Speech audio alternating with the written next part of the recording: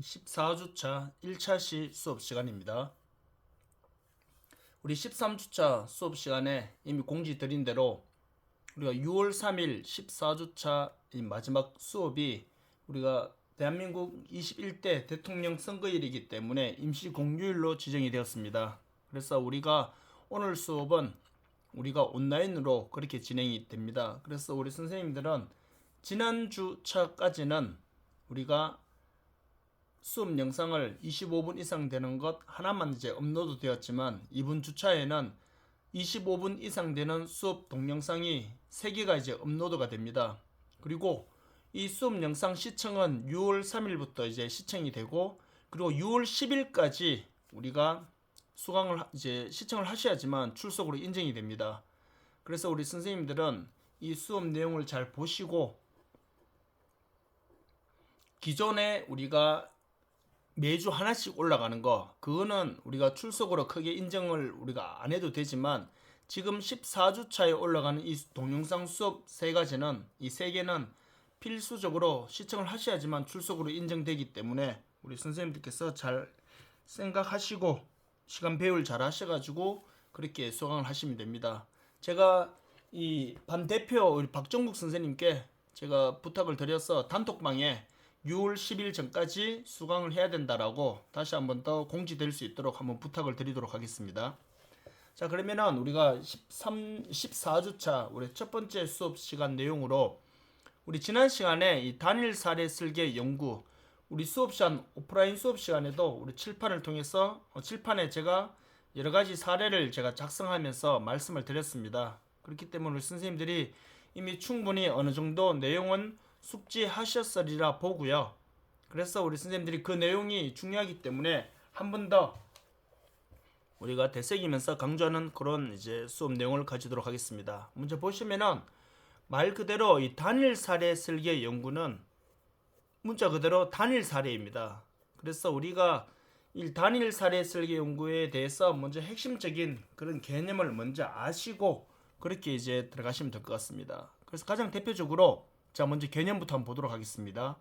이 개념 내용에 보시면은 이 과학적 방법을 토대로 개인, 가족, 그리고 집단의 문제 해결을 위해서 개입이 어느 정도 효과가 있는지를 검증하는 거다 이렇게 했는데, 개입이 어느 정도, 다시 말하면은 뭐 개인이 클라이언트가 될 수도 있고 가족이나 또는 하나의 작은 그룹들, 이런 이제 대상자들을 우리가 개입을 하는 데 있어서 욕구 결핍이나 기타 관련된 문제가 있다고 가정했을 때 그 문제 해결을 위해서 개입을 한다. 이 말은 치료 프로그램이 될 수도 있고 또는 뭐 기타 개인에 맞는 욕구 해결 프로그램이 될 수도 있겠죠. 자, 그런 것들이 개입이 되었을 때 이것이 얼마만큼 효과가 있는지를 검증하는 것이 단일 사례 설계 연구입니다. 근데 우리 통상적으로 이 단일 사례 설계 연구가 아닌 우리가 설문지를 많이 돌려서 하는 양적 연구, 물론 이 단일 사례 설계 연구는 굳이 따지자면은 우리가 이건 질적 연구에 가깝겠죠.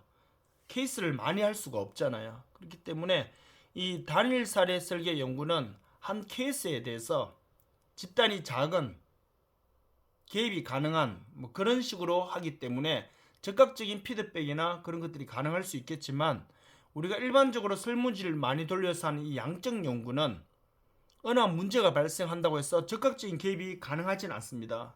그래서 우리가 양적 연구는 통상적으로 양적 연구를 통해서 나온 데이터 결과를 바탕으로 우리가 정책을 만든다거나 또는 개선 사항을 우리가 정책 프로그램으로 제시한다거나 뭐 이런 것들이 보통 양적 연구의 특성이라면은, 이 질적 연구와 관련된 이 단일 사례 설계 연구는 바로 즉각적인, 우리 밑에도 이제 내용이 나오겠지만, 자, 세 번째 한번 보세요. 즉각적으로 또는 실제적으로 피드백을 바로 주고받을 수 있습니다. 그리고 개입 도중에 언제든지 자료를 검토하고 또 개입하는 방법도 여러 가지로 수정 보완하면서 갈 수 있는 것이 단일 사례 설계 연구입니다. 이미 수업을 우리가 내용을 어느 정도 알고 계시기 때문에 그 내용을 잠시 보시면은 이 개입 방법에 있어서 제가 칠판에 써드린 대로 A형, B형 이렇게, 또는 AB형, ABA, ABAB, BAB, 또 ABCD 뭐 복수 기초성 뭐 이 내용 물론 이제 중요하지 않아서 마지막 거는 빼놓았지만, 그래서 우리가 일상적으로 봤을 때 이 치료 알코올 중독 치료 프로그램이 개입이 되었어요. 그러면은 이 알코올 중독 치료 프로그램을 통해서 이 알코올 중독자가 그러면은 이 음주량이 자꾸 줄어들어야 되는데 별 반응이 없어요. 아니면 오히려 치료 프로그램이 개입되었음에도 불구하고 알코올 섭취량이 계속 늘어나거나 변화가 없다면은 이 알코올 중독 치료 프로그램을 계속 진행하기에는 무리가 따르겠죠. 그럼 어떻게 해야 됩니까? 바로 다른 알코올 치료 프로그램 개입돼야 될 수도 있겠죠. 뭐 예를 들어서 다른 사례를 든다면은 제가 수업 시간에도 말씀드린 대로 이제 열이 나는 사람에게 오전에 예를 들어서 타이레놀을 처방했습니다. 근데 열이 별로 안 떨어지고 있어요. 뭐 처음에는 그럴 수는 있겠죠. 근데 점심시간에 다시 한 4시간이 지나고 타이레놀을 또 처방을 했는데 또 열이 안 떨어져요. 오후 4시, 5시가 되었는데. 그렇다면은 저녁 6시가 되었을 때도 똑같이 또 타이레놀을 처방하기에는 이제 위험 부담이 따르죠. 왜? 이 약이 이분에게는 안 맞는 거잖아요. 그러면 어떻게 될까요? 다른 성분의 해열 성분이 들어가 있는 약을 또 투입을 해볼 수 있겠죠. 그 말은 뭐냐면은 방법을 바꿔서 약을 바꾸는 것처럼 이 클라이언트에게 개입하는 방법을 다양한 방법들이 많기 때문에, 왜? 제가 수업 시간에 우리 3월달 처음 할 때 말씀드렸죠.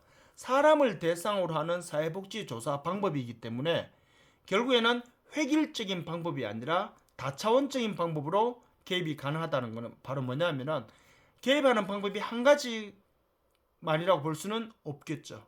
그렇기 때문에 이 단일 사례 설계 연구는 이 프로그램이 개입되는 그 과정 속에서 변화가 없거나 효과가 없을 경우에는 방법을 바꿔서 또는 어느 정도 수정이 가능하다면은 이렇게 수정을 한다면 더 좋은 효과를 발생시킬 수 있는 상황이 또 된다면은 그런 식으로 수정 보완이 가능한 것이 바로 뭐냐면은 단일 사례 설계 연구이다. 이렇게 여러분들이 이해하시면 될 것 같습니다. 자, 그렇게 이해하시고요. 특성에 대해서 보시면은 이 단일 사례를 가지고 반복적으로 관찰해서 개입의 효과를 평가한다고 했는데, 뭐 우리가 이 단일 사례 설계 연구를 통해서 말 그대로 사례가 하나잖아요. 그렇기 때문에 이 하나의 사례를 가지고 단점은 미리 말씀드리면 하나의 사례를 보고 전체가 그렇다라고 우리가 결론 내리기에는 한계가 있을 수밖에 없죠. 그렇기 때문에 우리가 이 반복적으로 여러 케이스를 가지고 관찰하고 또는 그에 대해서 피드백을 주고받음으로 해서 이게 효과가 있는지 없는지를 평가를 하는데, 물론 한 케이스만 보고 할 수는 없지만 할 수 있는 범위 내에서의 또 다양한 케이스를 해야 될 필요가 있겠죠. 그리고 제일 밑에 보시면은 사회복지사의 개입 전과 후의 클라이언트 상태를 비교함으로써 개입 효과를 과학적으로 증명한다. 물론 하나의 단일된 그러한 사례이긴 하지만 양적 연구처럼 다양한 사례, 다양한 내용의 표본은 될 수는 없지만, 하지만 이 사회복지사의 개입 전후라고 나와 있는데 여기서는 사회복지사의 개입 전후도 될 수 있지만 크게 보았을 때는 프로그램의 개입 전후라고 보시면 되겠죠. 그래서 개입 전과 개입 후, 우리는 수업 시간에 기초선 단계와 개입 단계 이렇게 아마 여러분들이 그림에서는 그렇게 소개가 되었을 겁니다. 그 내용을 보시고 우리 여러분들이 이해하시면 거의 어렵지 않게 이 부분은 이해하실 수 있을 것 같습니다. 자, 그리고 이제 단일 사례 설계 연구의 장단점. 우리가 수업 시간에 오프라인 수업 시간에는 이 내용을 우리가 순서를 바꿔서 했는데, 이 단일 사례 설계 연구에 대해서 이제 어느 정도의 사전 지식이 있으시니까 이 내용도 장단점도 바로 하고 가도록 하겠습니다. 자, 그러면 여러분 다시 지금 여러분들이 단일 사례 설계 연구에 대해서 우리가 지난 화요일 야간 수업 시간에 이미 수업을 들었습니다. 들었기 때문에 제가 지금 단일 사례 설계 연구의 장단점을 지금 바로 해도 여러분들이 어느 정도는 이해하시기에 편하실 겁니다. 그 말인즉슨 여러분들이 단일 사례 설계 연구에 대해서 워낙 이 수업 내용의 이해력이 너무 좋았고, 그리고 조사 방법론에 대한 이해력이 굉장히 탁월하기 때문에 지금 이 부분을 잘 이해할 수 있을까요? 조금 외람된 말씀이지만 사실 이 내용이 쉬운 내용은 아니죠. 그런데 선생님들이 지금 다음 케이스에 나오는 단일 사례 설계 연구의 유형, AB형, ABA 이렇게 쭉 나오잖아요. 그 내용을 설명을 듣기 전에 단일 사례 설계 연구에 대한 장단점을 지금 바로 들어도 어느 정도는 이해가 되실 겁니다.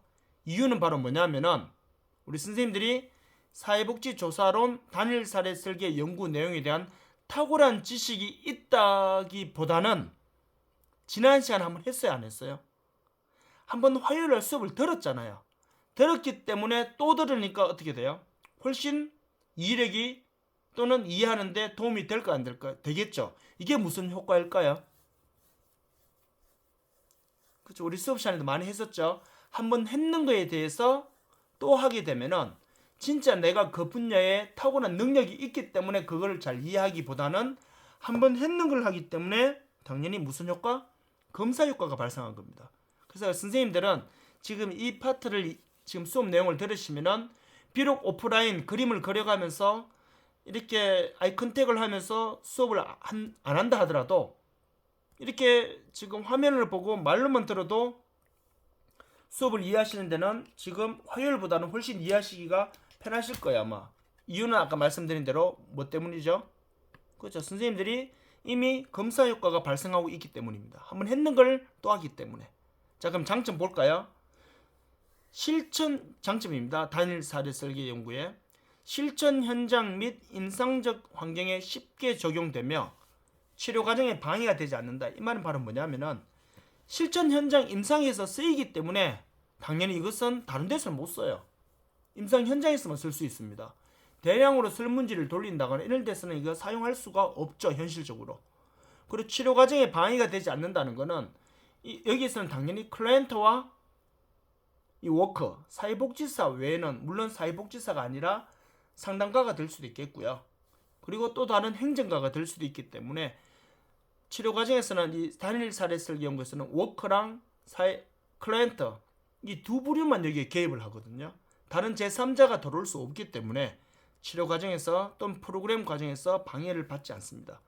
그리고 많은 클라이언트가 필요 없다기보다는 많은 클라이언트를 할 수가 없어요. 그러다 보니까 상대적으로 적은 숫자로도 연구가 가능하다는 겁니다. 이렇게 일단 여러분 이해하시면 되겠죠. 그리고 통계를 돌리는 게 아니니까 당연히 SPSS 통계 프로그램을 알 필요는 없겠지만 사전 이제 이론적인 지식 여기서는 바로 뭐냐면은 프로그램에 대한 내용을 정확하게 잘 알아야지만 그 프로그램을 적용할 수 있잖아요. 하지만 이 프로그램 내용을 아는 것이 제일 중요하긴 하지만 그렇다고 이 클라이언트에 관련된 이론 지식을 전혀 몰라도 되는 것은 사실은 아닙니다. 그래서 여기서는 이론적인 지식 없이도 이 말은 바로 뭐냐면은 그만큼 우리가 양적 연구를 하려면은 사전적 배경이 되는 이론적 지식을 알고 개입을 해야 되거든요. 왜냐하면 그거는 연역적 방법으로 해야 되기 때문에 이론을 먼저 바탕으로 들어가야 됩니다. 근데 이거는 하나하나 해서 알아가는 기납적 방법으로 하기 때문에 이론은 저 끝에 가 있으니까 양적 연구에 비해서 이론을 그만큼 몰라도 된다는 말이지 이론 자체가 없어도 된다는 말은 아니다라는 거. 그걸 좀 잘 기억하시면 되겠고요. 그리고 개입 결과를 즉 프로그램을 진행한 다음에 나온 마지막 결과물 변화된 결과가 되겠죠. 그거랑 기초선 단계 변화되기 전이죠. 프로그램이랑 뭐 다른 어떠한 상담이나 이런 것들이 하기 전 이 둘을 비교함으로 인해서 이 클라이언트가 어떻게 변화되는지에 대해서 우리가 쉽게 이해하실 수 있겠죠. 그리고 이 워커와 클라이언트 간의 지속적인 피드백 말씀드렸듯이 설문지를 돌리면은 수백 명의 설문지를 수거한 다음 데이터를 돌린 다음에 나온 결과를 바탕으로 뭔가 이루어져야 돼요. 대신에 대상자가 양적 연구는 수백 명이 되기 때문에 개인에 대한 피드백은 있을 수가 없어요. 하지만 단일 사례 설계 연구는 일단은 워커와 클라이언트 간의 대면으로 이루어지고 있습니다. 그리고 만남이 일회성으로 끝나는 것이 아니라 여러 번 만나거든요. 그렇기 때문에 이 지속적인 서로 간의 피드백이 가능하다. 이게 장점이고요. 단점 보세요. 단점은 일단은 제일 대표적인 것은 하나입니다. 너무나 잘 알고 있듯이 몇몇 사례만 보았기 때문에 이 사례가 전체가 그렇다라고 우리가 당연히 일반화할 수는 없다는 거. 이게 제일 큰 단점입니다. 그리고 개입의 각 단계마다 그 기간이 동일하지 않을 수 있고 적용성의 문제가 발생. 다시 말하면은 이 우리가 기초선 단계가 있고 개입 단계가 있고 또 기초선 단계가 있고 개입 단계가 있고 이 단계별로 정확한 시점에서 동일하게 모든 단계가 들어간다고 볼 수는 없죠. 현실적으로도 힘들고요. 그리고요, 적용성에 문제가 발생한다. 이 말은 바로 뭐냐면은 클라이언트가 보시면은 기초선 단계, 원래 원초적인 처음 단계가 있죠. 변화되기 전의 단계. 아무것도 안 했는 상황. 그거랑 이제 개입을 했죠. 잠시 멈췄죠. 또 개입을 하고, 이거는 AB가 되겠죠.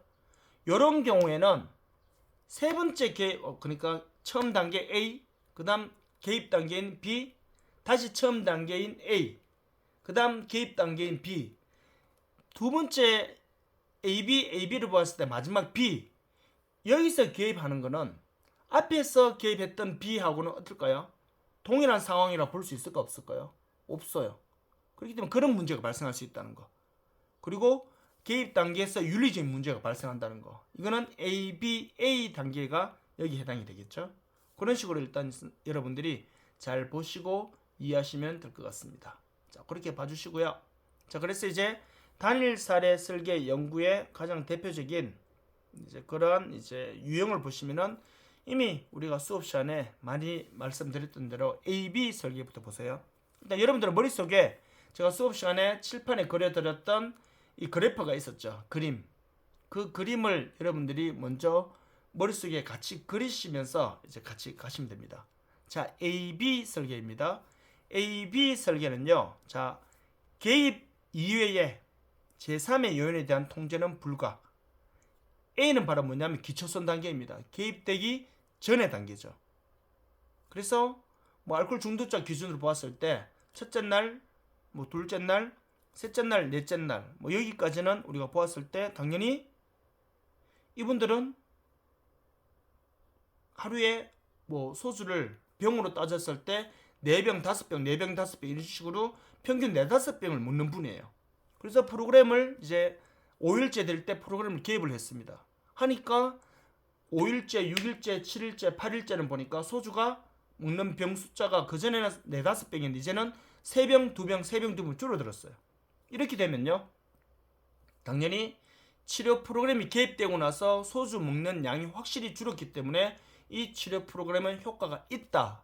이렇게 우리가 보통 하면 참 이렇게 끝나기만 하면 참 좋겠지만 어떤 문제가 발생하냐면은 제3의 변수가 마침 그때 우연한 사건과 함께 개입되어서 내가 개입을 했던 그런 인위적인 치료 프로그램 때문에 이 사람이 지금 알코올을, 즉 소주를 먹는 양이 줄어든 것이 아니라 제3의 변수.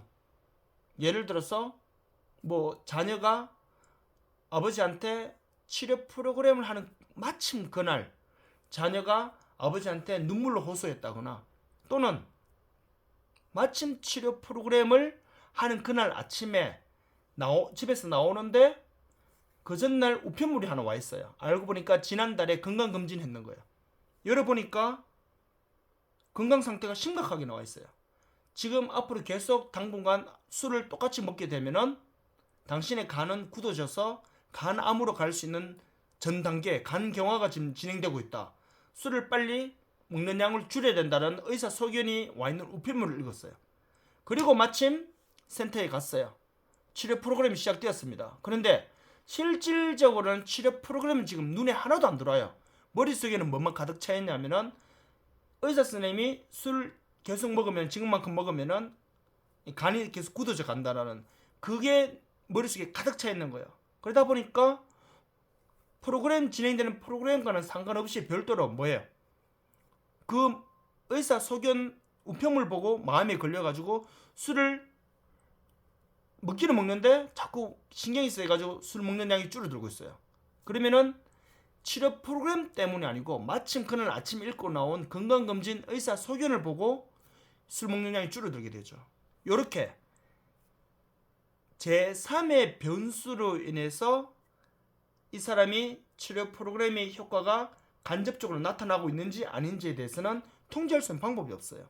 그게 AB 설계의 제일 큰 단점입니다. 그럼 역으로 AB 설계의 제일 큰 장점은 짧은 시간에 바로 효과를 바로 검증할 수 있다는 거. 대신에 그 검증할 수 있는 그 효과라는 거는 위험 부담이 따르다는 거. 요걸 일단 이해하시면 되겠고요.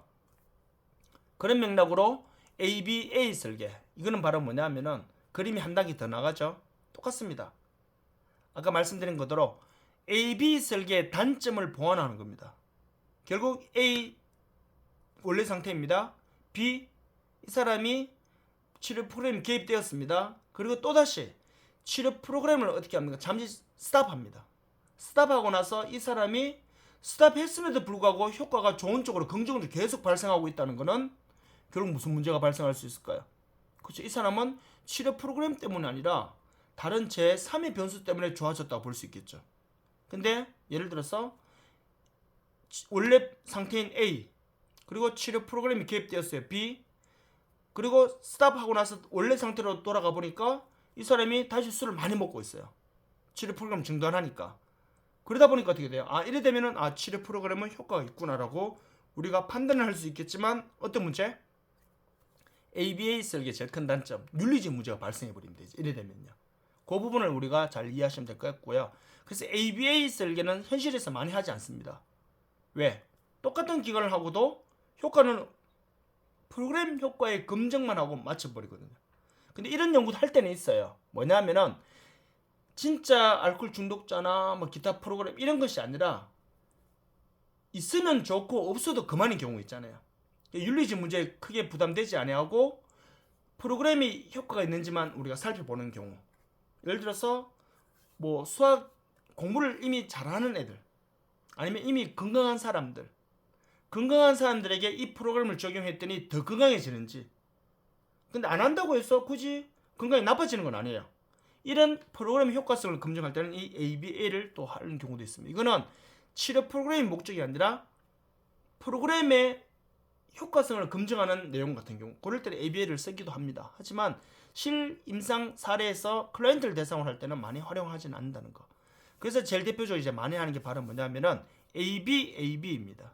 ABAB는 윤리적 문제도 보완할 수도 있고 특히 프로그램의 효과성을 확실하게 검증할 수 있습니다. 2번이나 검증이 가능하죠. ABAB를 하게 되면요. 그 좋은 상태에서 마무리하기 때문에 아까 전에 ABA 설계에서 나타났던 윤리적 문제도 극복할 수 있습니다. 하지만 단점은 시간과 비용이 많이 들어요. 연구가 길어지잖아요. 그렇기 때문에 저런 단점이 있다는 거. 그걸 예방하기 위해서 이제 현실에서 제일 많이 쓰는 건 BAB입니다. 이미 문제가 있는 클라이언트가 왔어요. 문제가 있는 클라이언트가 왔기 때문에 이 문제가 있는 클라이언트는 근본적으로는 어떤 문제가 발생하냐면은 바로 치료 프로그램이 들어가도 문제가 없는 사람이라고요. 처음 상태가 어떤지 알고 가는 것도 물론 중요하겠지만 이미 문제가 있어서 왔기 때문에 치료 프로그램이 들어가는 건 당연한 겁니다. 그래서 이 기초선 단계를 처음에 생략하고 바로 개입 단계부터 바로 들어가는 거예요. 개입을 하고 나서 이 개입을 잠시 중단해 보는 거예요. 그래서 그 상태를 살펴보는 겁니다. 살펴본 다음에 다시 또 개입을 합니다. 그러면 좋아하지 않는 상태에서 끝나겠죠.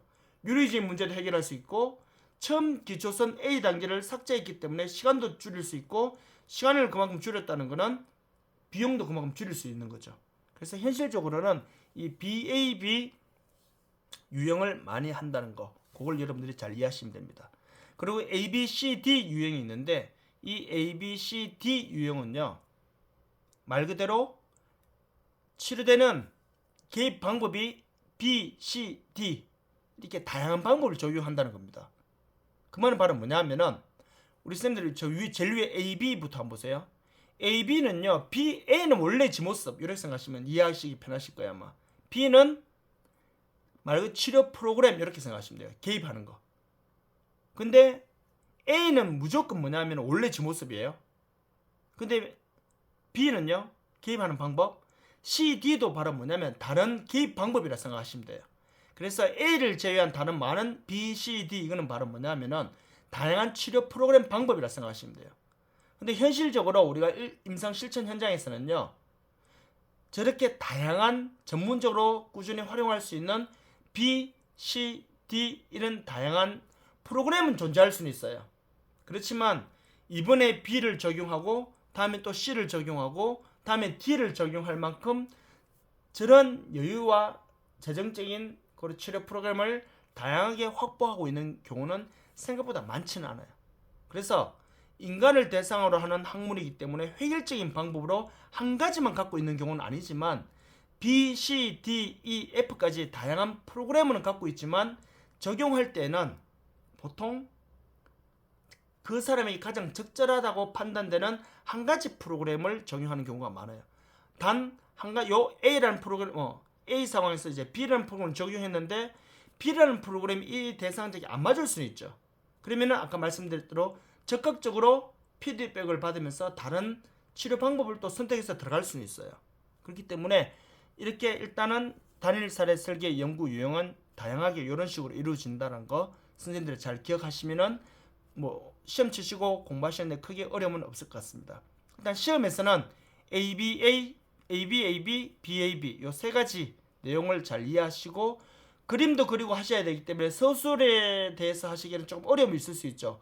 서술을 하라고 했는데 그림 그리기 좀 애매한 거 아니냐 이렇게 생각할 수 있기 때문에 필수 서술형 문제는 그래서 시험에 보면 설명하시오라고 나갈 겁니다.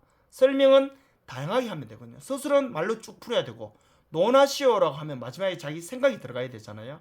그래서 우리 선생님들은 지금 단일 사례 설계 연구와 관련된 이 기말고사 시험에서는 설명하시오라고 이렇게 질문이 나갈 겁니다. 그래서 그림을 그리신 다음에 이 세 가지를 설명하시면은 크게 어렵지 않게 이해하실 수 있을 것 같습니다. 자, 여기까지 이해하시고 다음 시간에는 이제 설문지 관련된 그 내용을 진행하도록 하겠습니다. 자, 수고 많으셨습니다. 2차 시간에 뵙도록 하겠습니다.